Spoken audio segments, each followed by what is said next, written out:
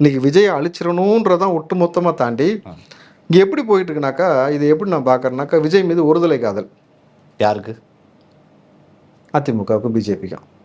Okay. ஏன்னா அவனை love பண்ணல இவர் சொல்லி பார்க்குறாரு. நான் கெட்டினா உன்னை தான் கெட்டுவேன்ட்டு அந்த கூட்டம் ஒருதலை காதலாக இருக்குது. இன்னொரு கூட்டம் விஜய் வந்து என் முன்னாள் காதலி. யாரு? சீமான் அவர்கள் என் முன்னாள் காதலி அப்படின்ட்டு கடுமையான விமர்சனம். இது ஒன்று நீ எனக்கு குடிச்சா நான் என்ன சொல்லுவேன், இந்த ஒரு டைலாக் வரும்ல, ஒன்று நான் குடிக்கணும், இல்லை நான் குடிக்காத கடையில் எவனும் குடிக்கூடாதுன்னு. ஒன்று வந்தால் எனக்கு காதலியாவா இல்லை வப்பாட்டியாவா, இல்லையா நீ யாருக்குமே கிடைக்கக்கூடாதுன்னு இந்த பக்கம் திமுக கூட விஜயை போட்டு அடிக்குது.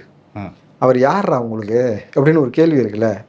மக்களுக்கு நல்லது செய்யறதுக்கு அவர் உள்ளே வந்திருக்காருன்னும் பொழுது நீங்கள் என்னமோ போட்டி போட்டு பங்கு போட்டு அவரை போட்டு சுக்குநூறு ஆக்கி கொண்டு, அப்படி இல்லாட்டி அவருடைய பேரை டேமேஜ் பண்ணுறது, பெயிண்ட் டப்பா வச்சு அடிக்கிறது, அவர் பிஜேபின்றது, ஆர்எஸ்எஸ் சித்தாந்தன்றது, அதுன்றது, இது அடிமையாயிட்டாரு, பாஜகவுக்கு அடிமையாயிட்டாரு, எடப்பாடி எப்படி போனாரோ அந்த மாதிரி இவர் போயிட்டாரு அப்படிங்கிற மாதிரியான பதிவுகளும்.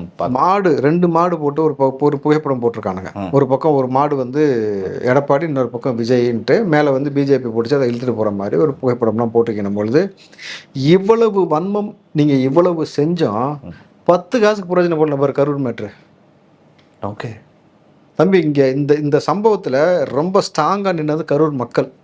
கரூர் மக்களுக்கு பிறகு வாரியர்ஸ்.